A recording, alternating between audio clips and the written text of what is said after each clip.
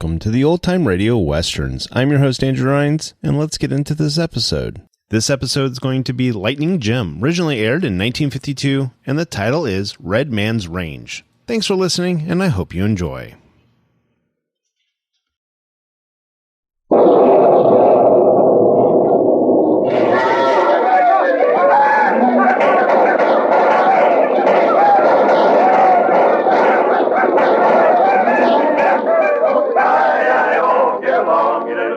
It's your misfortune and none of my own. Yippee-ki-yi-o, get along, you little doggies. You know that the prairie will be your new home.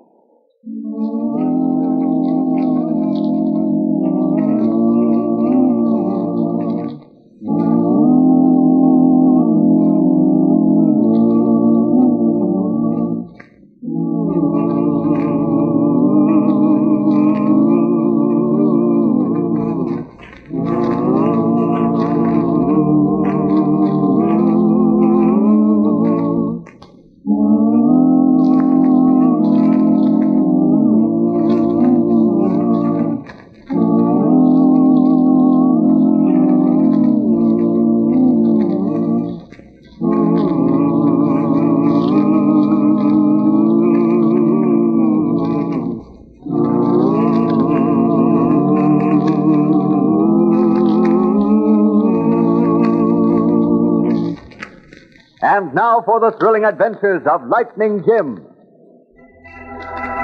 The discovery of gold in the Black Hills brought many prospectors and settlers into the region which had long been acknowledged as Indian territory. And several chiefs of the Sioux tribe had taken their braves on the warpath, opening hostilities whose zenith of horror was achieved a few years later in the hideous massacre of General Custer and his men. Lightning Jim and Whitey are now on the trail of the local agent who is contacting the Indians and effecting the sale and delivery of forbidden firearms. The mission is one of the most dangerous that the two marshals have ever attempted.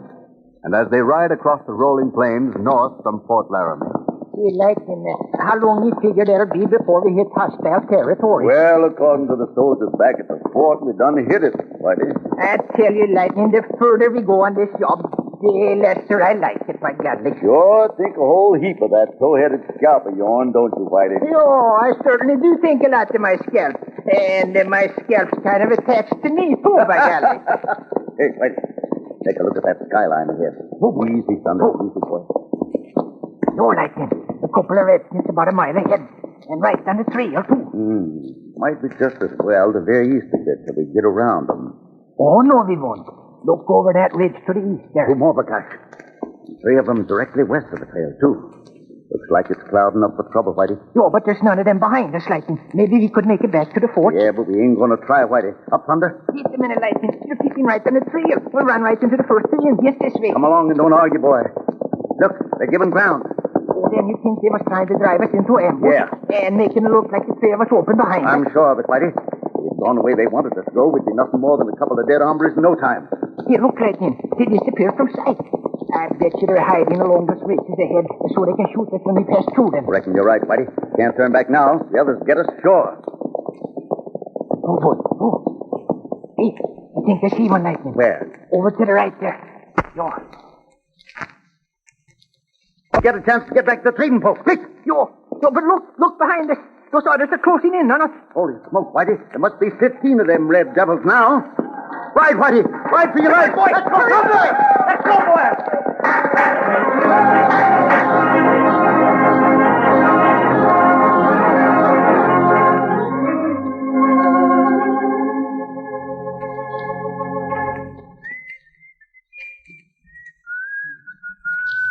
Rapaho Joe. Hey. Chief Warcloud. Doggone you, Indians. You move like cats. Well, what do you want?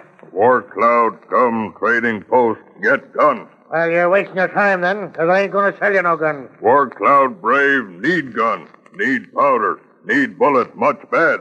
You got sell to Warcloud. I don't got to do nothing. I told you I promised Chief Buffalo all the guns and ammunition I had on hand. Warcloud brave, have much gold. We'll pay much gold for gun, bullet, powder. Well, it's true that I promised this stuff to Buffalo Calf, But if you're willing to raise the ante, well, hold on there. There's a covered wagon pulling up. You gotta go now, Warcloud. Come on back later. We'll talk about it then. Maybe we make a deal. Come on, get out quick. Out the back way. Warcloud be back. Hey, where you think you're going, Eb? Why, I'm just going into the trading post for a minute, Marty. Well, don't be long. You gotta mend this broken yoke bow, you know. Well, howdy, stranger. What'll yours be? Say, you're Arapahoe Joe, ain't you? Yeah? Well, my name's Snodgrass. Absalom Snodgrass. I want to buy a couple of good buffalo robes if you got 'em. Buffalo robes, huh? Sure, I've got 'em. Genuine winter skin. Indian cured and the best money can buy. The best, huh? That's good. Lucky Ab don't buy nothing but the best. And why? Because he can afford the best. That's why. Now, how much do you want for 'em? Well, seeing as how they're prime hides, I ought to get $15 apiece for 'em. $15, huh? Oh, seems kind of steep. But I can afford it. Got some scales handy? Oh, gold dust, huh? Big folk of it. Must have been prospecting and struck it rich. Rich? I'll say I'm rich. Got more than 5,000 in nuggets and dust out yonder in that wagon. And I'm going back for more as soon as them infernal redskins get settled down. Eb, she's not, Eb. Whatever took you so long? Oh, so you got some buffalo robes, huh? Thought I told you we could make out by sleeping in another set of flannels. How much you pay for 'em? $15. Your wife, I take it, huh? His wife, of course I'm his wife. Whose wife would I be? $15, huh? Well, that ain't a bad price for two good soft hides like these be. But you see, my dear, it ain't $15 for both hides. You mean you paid $15 apiece for 'em skins? Why, you long-eared, grass-eating toad pony, you. Why, what do you mean throwing our hard-earned gold around that away? No. My dear, you said there was fine hides. Well, I didn't say it was worth the weight in gold, did I? Now, you listen to me, just a minute, and Mom. as for you Stephen shopkeeper, I'll thank you to give my man back every grain of that gold dust before I lose my temper. But I ain't got your husband's money, ma'am. He ain't paid me yet. You see? I was just fixing to weigh up the dust when you stepped in. Well, why didn't you say so in the first place? Now, come on. Get to work on that yoke bow. But, ma'am, I was just fixing to say that, well, I might let you have them robes a little cheaper since We ain't dealing with no highway robber like you'll be at any price. Get along, eh?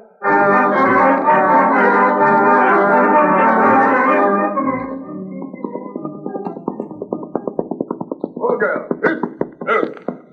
Howdy, stranger. You be the owner of this wagon outfit? That's me, mister. Absalom Snodgrass, the name. Lucky Abico. I'm the one you gotta deal with, stranger. What do you want? Well, I seen your tracks on trail back yonder. Saw you was traveling alone. Thought maybe as how you might like to hire a guard and Injun fighter, ma'am. Guide, Injun fighter. You? Why, you're that old you couldn't fight a tied calf. Besides, there ain't been a smell of Injun trouble between here and the fort. Maybe not, ma'am, but just today I seen a band of Arapahoes wearing war paint. Wasn't more than 15 miles back, and I've seen Sioux and Cheyenne to the west of here. Is that so? Yeah. Well, Marty, maybe we'd better hire this fellow. Oh, this old scalper ain't taking me in none, Ab Snodgrass. Why, it's as plain as the nose on your face that he's just trying to scare us so he can make some easy money for himself. Now get along with you. We got work to do.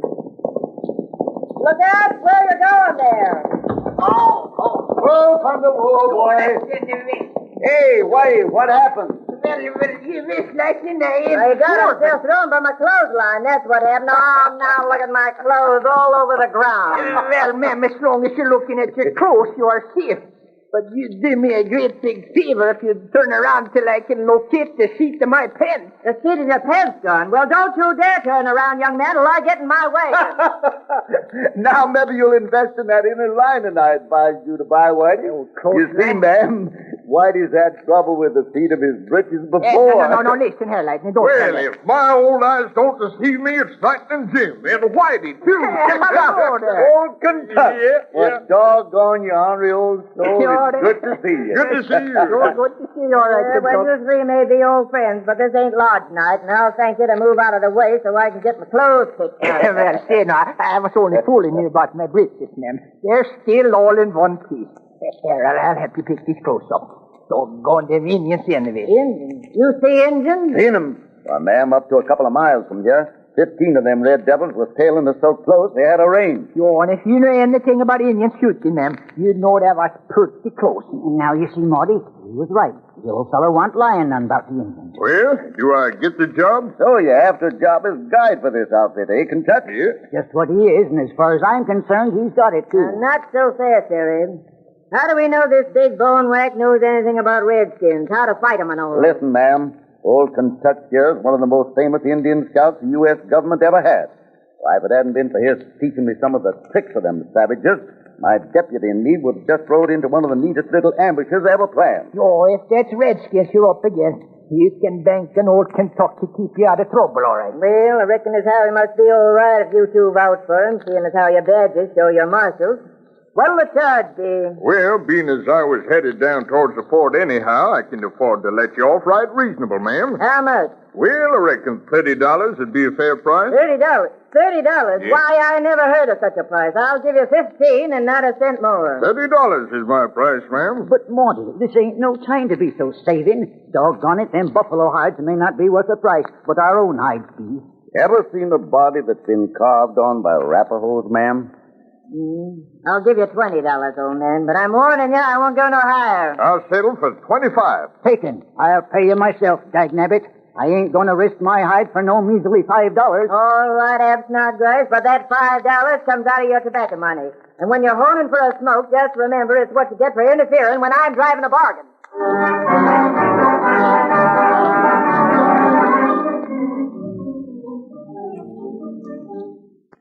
So you're gunning for the owl hooter what's been supplying guns to the Indians up this way, eh, Lightning? Yep. And I don't mind telling you, I'm expecting plenty of trouble on this job, too, Kentucky. Oh, say, are you two going to talk all night? Yeah, Whitey's right, Lightning. You'll be traveling through bad territory tomorrow, and a good night's sleep may stand you in good stead. Yeah, reckon that's so, Kentucky. Yeah, Whitey. Just set up blankets over here. I wonder what that Indian was doing here. Indian? Where? There's an Indian. You can't see him now. Just left the trading post by the back way. One of Arapaho Joe's customers, I reckon. Nothing to get head up over, only I wonder what he's doing over here so late. Yeah. Hey, I was looking that way all the time, and I didn't see nothing. Just the shadows from those cottonwood trees. Well, I reckon most folks wouldn't have seen that redskin, Whitey. But when you've been dealing with the breed as many years as I've been, you learn the difference between shadows that sways back and forth and the ones that kind of oozes along. Them last kind is Injuns. Well, Kentucky, I thought you would hit the hay. I do, but that dratted, I don't like Injuns nohow. Well, good night, boys. Night, Kentucky. Oh, sleep good, old timer.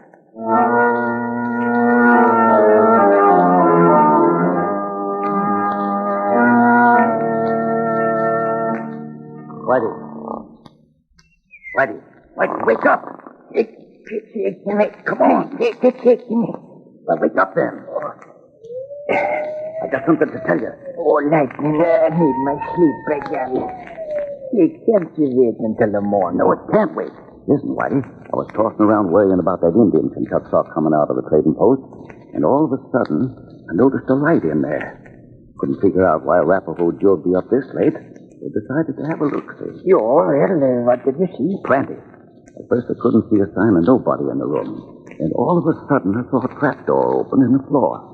And Joe come up out of it. What did that? They're not the places as storerooms underneath the floor. Yeah, but Joe was so careful about pulling the cougar skin over the opening that I figured he ain't anxious for no one to know the storeroom's there. Oh, then you must think maybe you're the portrait that's supplying the guns to the Indians, huh? It's an interesting possibility, Whitey. No, that's so. Old Kentucky told us that you was like 6th and 7th with the Indians. Yeah. Now, come on, Whitey. Joe left for the back way, took his horse. And where he went, that you and me are going to have a look below that trap door before he gets back.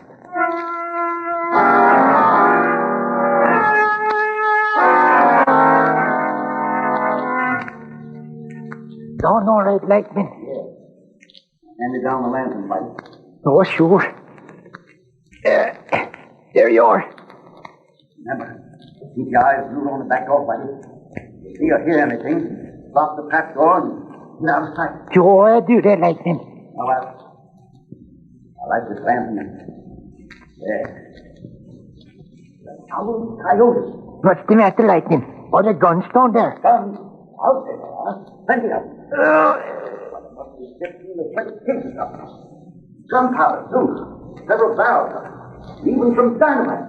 Let him up, Marshal. What is Rapahoe's Joe? I got you covered, Lawbedge, and I ain't afraid to shoot either. So don't try any false moves. But Whitey, what'd you do with Whitey? He's right here beside me, Marshal. Well, I didn't hurt him much. Just choked him a bit. Now turn around, face the wall, Mr. Lightning Jim Whipple. I'm coming down. Well, you got the drop on us this time, Rapahoe Joe. We'll have you tighter than a hemp knot before we are finished. Ever hear the saying, dead men tell no tales? Dead men, Marshal? eh? He's going to kill us. Is that it, Joe? Oh, I ain't gonna kill you, Marshal. No, sirree. I'm just gonna tie and gag you and leave the job of killing you to them that knows some real fancy ways of getting rid of nosy law dogs like you and your partner. Injuns.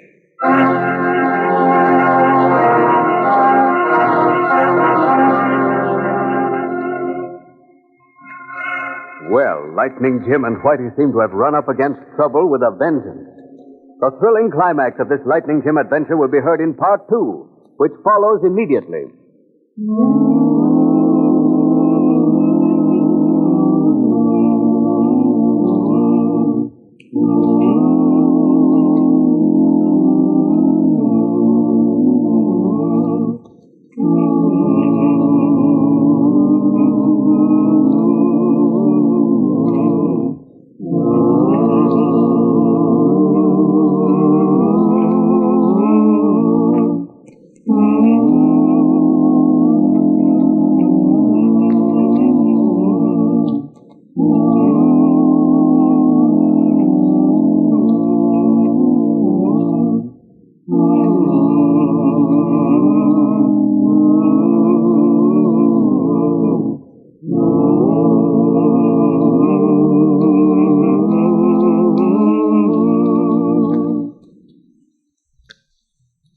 And now for part 2 of the adventures of Lightning Jim, the Red Man's Range. It is dawn, and in the cellar of the trading post, Lightning Jim and Whitey lie securely gagged and bound, while outside, preparations are being made by Ken Tuck and the Snodgrasses to commence the day's trek southward. You'll have to bonnet your cap. Be sure and give 'em to the Oh, poor. for land's sake. How long you going to keep up that terrible caterwauling, Abe? Oh, gosh, all hemlock, Morty. Can't a man be happy for 2 minutes without you jumping down his throat? Well, it's your own fault if I'm out of humor, Abe Snodgrass. The idea of you agreeing to pay that old robber $25 when I'd have had him shaved down to 20 if you'd have let me be. When your pa was laid away, you was sorry you hadn't married the undertaker so as you could save the price of the burying. And now I suppose you're wishing I was the Indian fighter. Matter of fact, I kind of wish it myself. Yeah, you an Indian fighter. That's good. Why, the very first war whoop, you jumped 15 ways, Abe Snodgrass. I would not. And that's not counting up.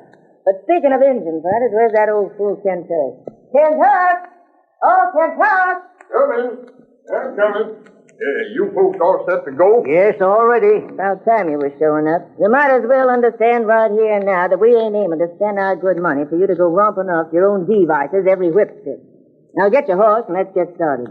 Sorry to hold you up, ma'am, but the fact of the matter is I'm kind of worried about them two marshals. Been trying to locate which way they're headed, but can't find area track. Don't seem to make a difference which way they went. They're gone, ain't they? Sure, Kentuck. And Rapahoe Joe said they pulled out about an hour before dawn. Saw myself. Then why can't I pick up the trail? There's Joe now. Hey, Rapahoe. Yeah? What time did you say them marshals pulled up stakes this morning? Oh, along about an hour before dawn, I reckon. Kind of early for you to be up, wasn't it? Oh, I wasn't up. They wake me. Wanted to buy something at the trading post before they left. Funny, I didn't hear 'em. What'd they buy? Oh, for land's sakes, what difference does it make what they bought? Get your horse. Just a minute, ma'am. What'd you say they bought Rapahoe? It was tobacco, that's what it was. The big fellow wants some tobacco. Now, let me get this straight, Rapahoe. You're trying to tell me that Lightning Jim woke you up to buy some tobacco before he left this morning. Is that right? Yeah, that's right. Where's those marshals, Rapahoe? Well, how'd I know where they was? Along the trail somewhere, I reckon. I said, where's them marshals? I'm telling you straight, Kentuck. I ain't no nursemaid for a couple of tin stars. Oh, of course he ain't, Kentucky. What's the matter with you? Listen, man, this coot's cold deck them marshals just as sure as I'm standing here. Lightning Jim never uses tobacco, no kind, smoking or chewing. Now I'd give you one more chance to spill it, Joe. You gonna talk? I tell you, I ain't done nothing. I ain't got nothing to say. Get your hands up, you skunk. There. Now, Ab, get his gun. Sure, Kentucky. Now, start walking, Rapahoe. Where you taking me? What are you going to do to me? I ain't messed around Indians all my life without learning some good ways of getting the man's mouth to work in Rapahoe. But they don't exactly make pleasant watching for a lady. So get going.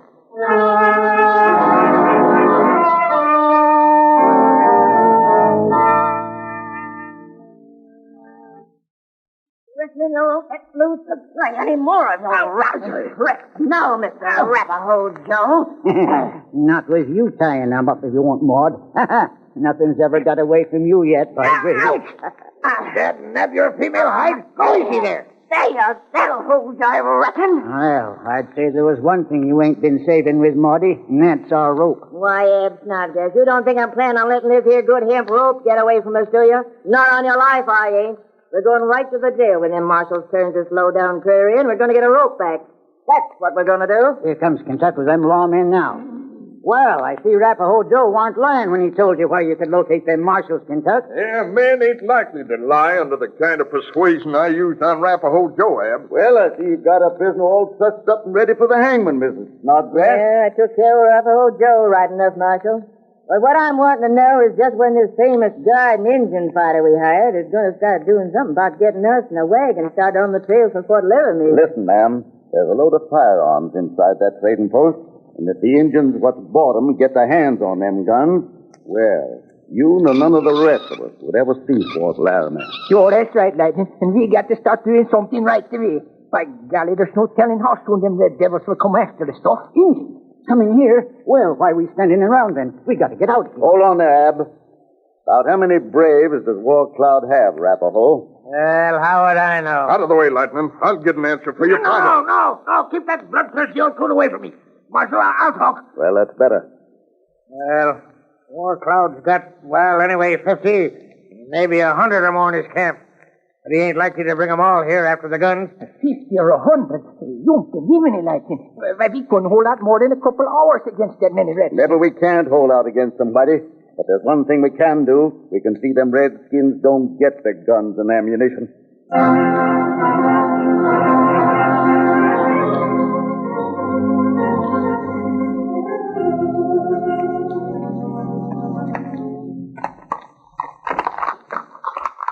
Lightning. All you got finished down here in the cellar. Just about, buddy. Sure, hate to blow up all this ammunition. The only way to keep them red devils from getting their hands on it. Well, I just hope they don't get their hands on us instead. Yeah, hold this lantern up high for me, will you, Whitey? No. Let's see what to do now. I'm going to run this long fuse from that barrel of gunpowder I just opened out through this crack in the wall, Whitey. You see, that's a good idea. Then we can sprinkle a trail of gunpowder from the end of the fuse to a safe distance away. Kentuck watching out for the Indians, Whitey? Oh, he's keeping watch, all right. And the covered wagon is hid out of sight in a clump of cottonwoods back at a trading post. And our horses? They're back to 2. And Kentucky left orders for Maud and Snodgrass to stay out of sight in the wagon till he was ready. You're in the wagon, too. Good. There. That's got it. Now we'll fill our hats with gunpowder. Wait! They're coming! Indians! Indians? Yeah! Quick, Whitey! Up the back way, man! Indians! Yeah, hurry up, Doc. Come on, no time to sprinkle gunpowder now, Whitey. Joe, I'll see they're in. Hurry up. The wagon's hid back a ways, but we can see what's happening better from here. Yeah. Joe, see, look at that swarm of redskins. They'll get their ammunition now, all right. We like Sam Hill. I'm going to sneak back there and light that fuse while they're busy at the front there. No, you ain't, Lightning. If anybody's going to back to light that fuse, that's going to be me. I'm the best one to go, Lightning. My buckskin clothes will give me a better chance of getting back there without being No, seen. I can't let either one of you but you run the risk. I'm going back there. No, well, I can run the fastest, Lightning, and the fuse is so short that... Hey, Kentuck, come back here. Can talk. Too late, Whitey. By golly, he won't ever be able to get out of the way after a fuse is lit. Not so loud. Look, he's almost there. Reckon the Indians ain't expecting no trouble. Should have seen him before this. Hey, look.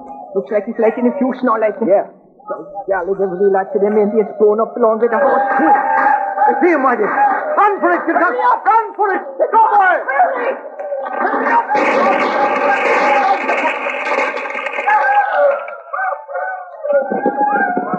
I made it, man. Good fella, Kentucky. Look, the Indians have left. They're on the run. Yeah. No, but see, they're stopping. He ain't leaving for good. See? Yeah, this is going to be bad, man. Like as not, they'll draw a cordon around us and send a rider back for the rest of the tribe before attacking. Your goose is cooked now for sure. Yeah, easy, Thunder. Steady, boy. Hey, what you getting in a horse for like this? Ride to Fort Laramie for the troops, Whitey. No, but you can't do that like this. You never make it. The Indians will get you for sure. Yeah, Whitey's right, Lyman. You ain't got one chance in 1,000 to get them past them savages. You can't do that. That's suicide. It's massacre if I don't get through, Whitey. And if there's any horse in the world that can make it, it's Thunder. Let's go, Thunder!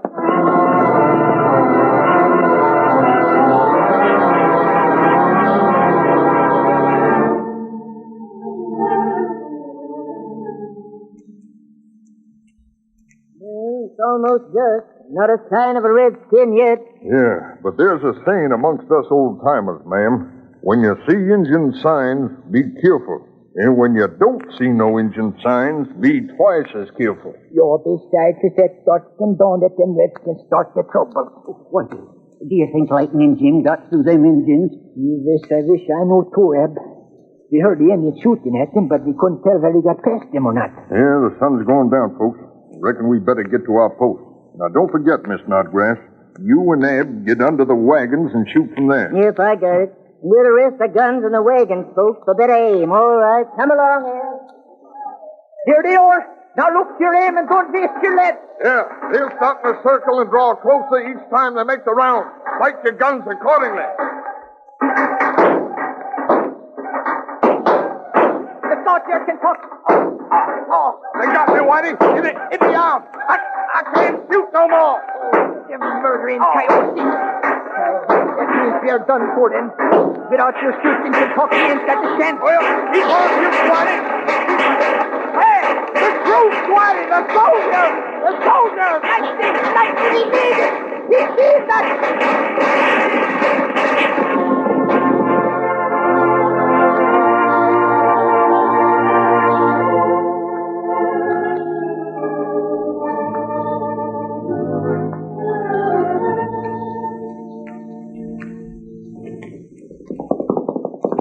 Whoa, Thunder! Whitey, Kentucky, you all right? Yo, I'm all right, Lightning, but Kentucky, he's hurt bad. Yeah, there ain't a word of truth in what he's saying, Lightning. Shucks, I just took in a little lead, that's all. Well, according to the tales we tell about you, Kentucky, you're toting around a fortune in lead in that big bony frame of yours already. No, and what's more, Kentucky, they say that somewhere around inside of you, you are packing a silver bullet. Good work, Marshal. It came just in time, Marshal. For God's sake, don't let that female hear you talking about all this. Why not? Listen, Lightning, that darn female is so thrifty that were she to know I had a silver bullet in me, she'd get a knife and start mining for it right here and now.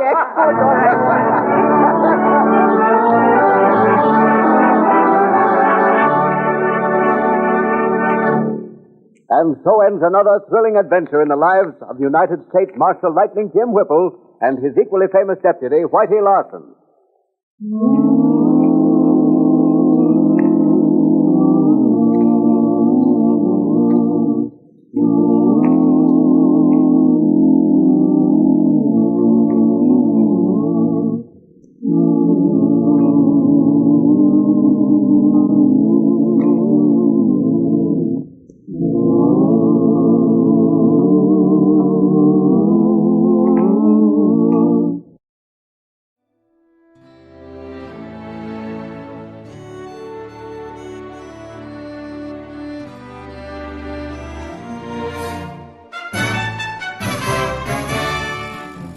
This has been a presentation of OTRWesterns.com, and we hope you enjoyed.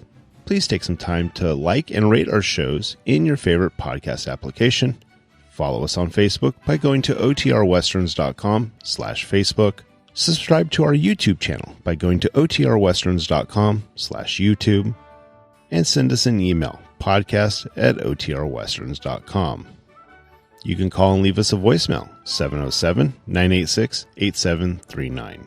This episode is copyright under the Attribution Non-Commercial Share-alike copyright. For more information, go to OTRWesterns.com/copyright.